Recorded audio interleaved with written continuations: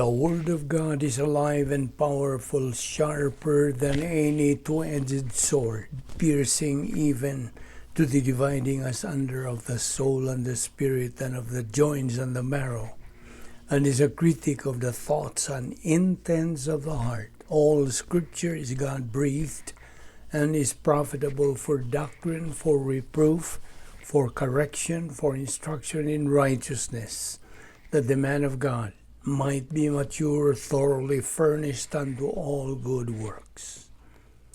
Welcome once again to our daily doctrinal Bible study through the YouTube of the Balbido Evangelistic Ministry. And today we will continue our discussion on the doctrine of the rapture or resurrection of the church. So to you, believer, you know what to do to be filled by God the Holy Spirit. 1 John 1:9. And for you, unbeliever, it is faith alone in Christ alone. Acts 16:31. Believe on the Lord Jesus Christ, and thou shalt be saved. So we will continue now.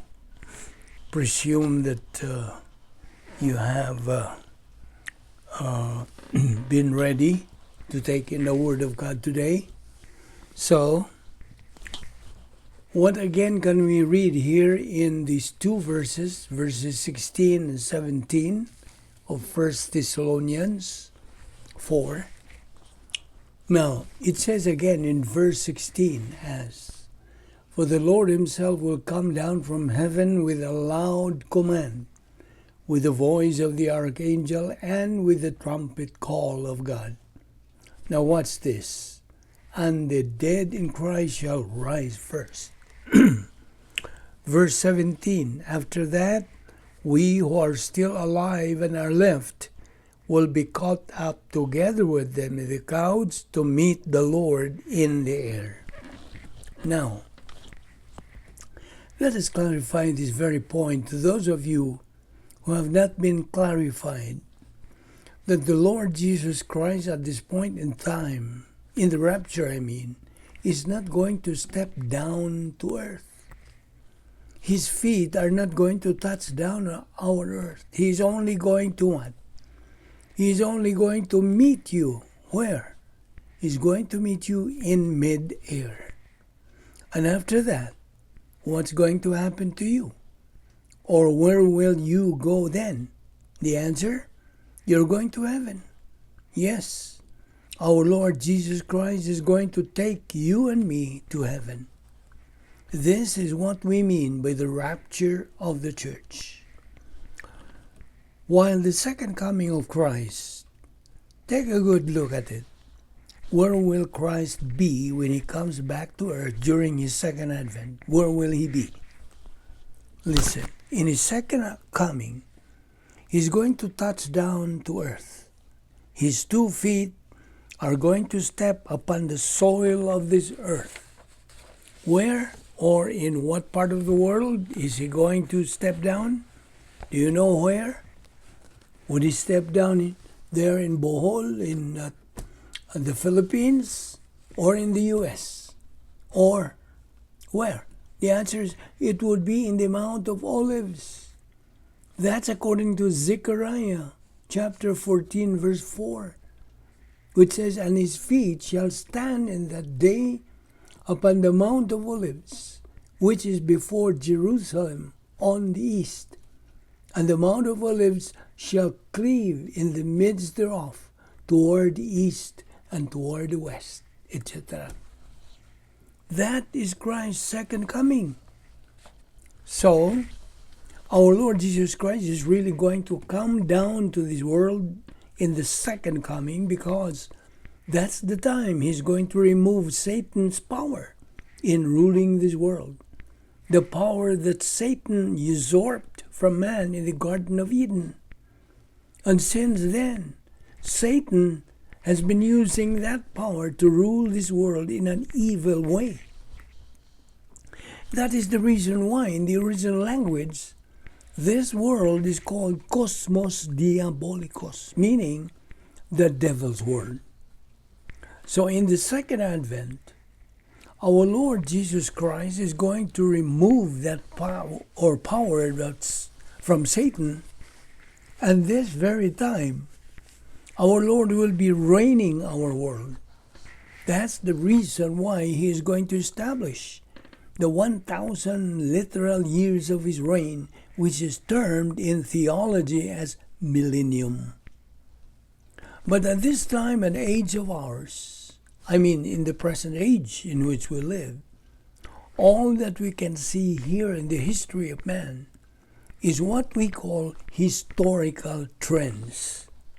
But if you have been discerning all these years, if you have been keenly observing the trends of our history today, they seem to be telling you, they seem to be teaching you to focus on the things that are happening, which have some similarities to the events being prophesied to happen in the future.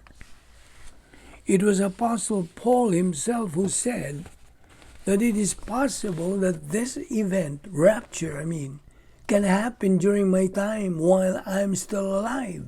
Paul said that. What Paul meant to say was that this very event, rapture, could have happened during his time. Correct?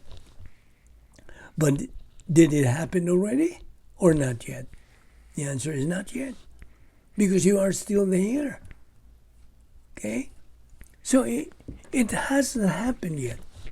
Now, right at this moment, while you are hearing this message, has rapture occurred already or not yet? Of course, not yet. But even at the time of the Apostle Paul, he was already saying that it could have happened during my time.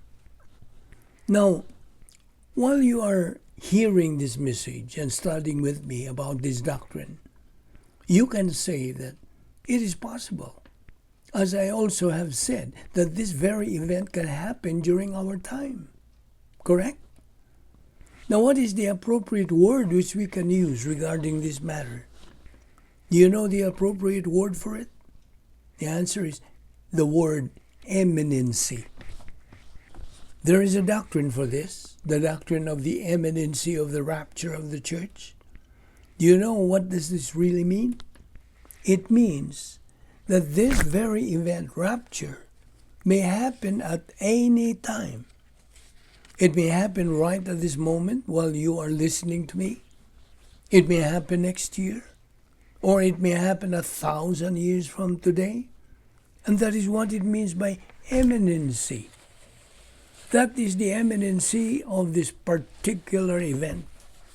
However, today, it is only the series of incidents, series of happenings, series of events that are currently happening that we are to be watchful of, to be keenly discerning on.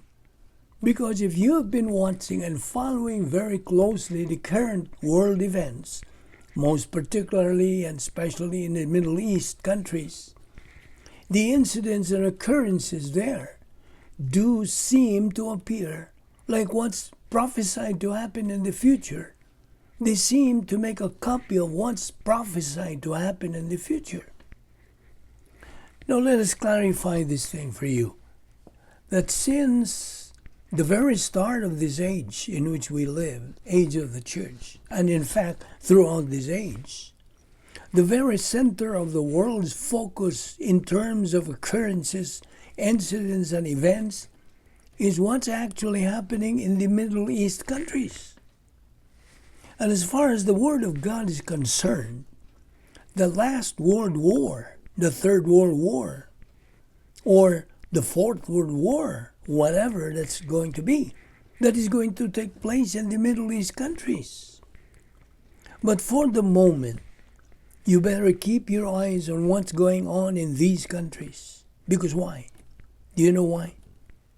The answer? Because that is the key. Keeping abreast with the goings on right there in those Middle East countries is the key to all. That's the key to understanding further the events that are taking place in the days to come within this age in which we live. But always remember this. There are no prophecies that have to be fulfilled. There are only historical trends that you as a believer have to be very discerning in order to be able to understand as to where you are heading.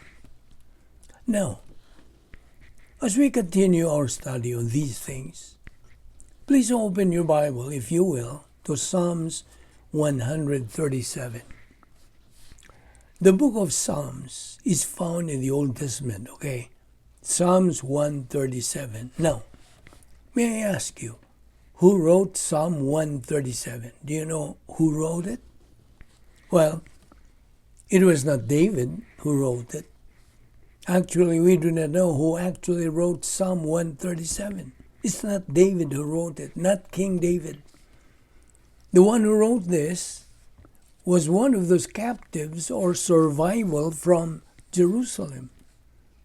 The writer of this book, Psalm 137, was one of the survivors in the fifth cycle of discipline imposed by God to the nation Israel. And that fifth cycle of discipline to the nation Israel happened in the year 586 BC. These survivors or captives from Jerusalem were made to travel by foot from Jerusalem to Babylon. Now, as I said a while ago, one of these captives that I just mentioned tried to write a song which became a part of Psalms. And you are going to find out that this very song, the first part of it, was written primarily to honor the surviving Jews who became captives and to remember the nation Israel. And at that point in time, they are undergoing God's fifth cycle of discipline. Right at that moment, what was being mentioned about was the nation of Israel. At that time, the nation Israel did not mean the entire nation of Israel like what we know today, but it only meant the southern part of the entire Israelite nation, which was called what? It's called Judah. So we will just call it Judah, okay? So I repeat that when the nation Israel was being mentioned at that time, it did not mean the entire nation of Israel like what we know today, but it only meant the southern nation, which was called Judah. Now, these people were one of those who survived from that fierce battle in Jerusalem, wherein that city was surrounded and they were forced to make a long journey traversing from deserts to deserts, which caused most of them to die on the way. We call that as death march. And now, as this particular song was being opened, they were already seated at the cliff of the river. So let us begin reading this. It says in verse 1, "By the rivers of Babylon we sat and wept when we remembered Zion." That's verse 1. First of all, may I ask you, to where were they taken?